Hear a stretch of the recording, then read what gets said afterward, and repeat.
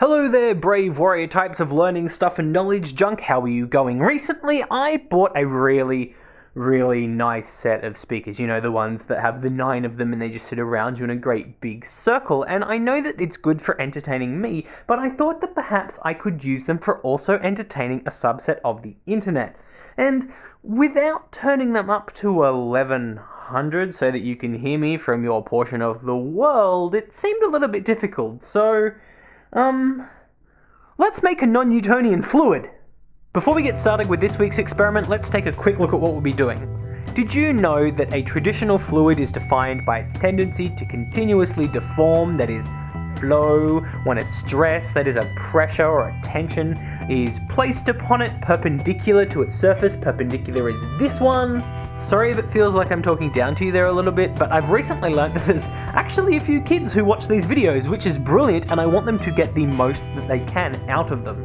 So yeah, a traditional or Newtonian fluid is something that doesn't have a fixed shape and it will flow if pressure is put upon it. But we're not looking at traditional fluids this week, we're looking at non-Newtonian fluids.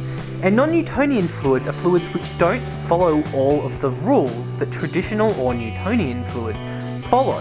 One of the really interesting properties of a non-Newtonian fluid is that its viscosity, which is how runny or thick it is dependent on the amount of force that's being applied upon it. This means that if you were to change the rate that the fluid moved amongst itself, which can be done by adding an external force, by say punching it, you would make it either more or less viscous, meaning that you would either make it more solid or you'd make it less solid, more watery, runnier. There are a whole bunch of experiments that you can do with non-Newtonian fluids, and there are a lot of nifty theoretical and so close to being practical but not quite applications as well. For instance, did you know that you can fill a swimming pool with a non-Newtonian fluid, and if you run across it, because running exerts a lot of force, it will act as a solid and you won't sink into it. But if you were to stop running and you stopped exerting force on it, it would become more liquid, less viscous, and you would sink into it as though it were a swimming pool filled with fluid.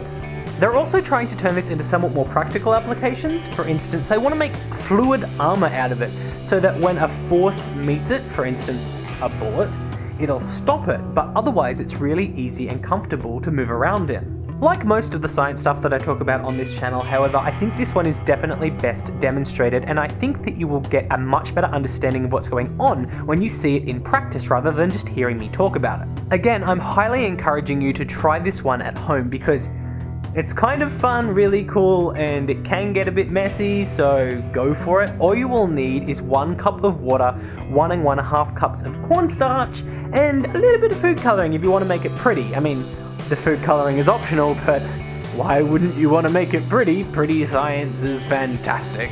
Anyway, enough of me talking, let's cut to the science scene.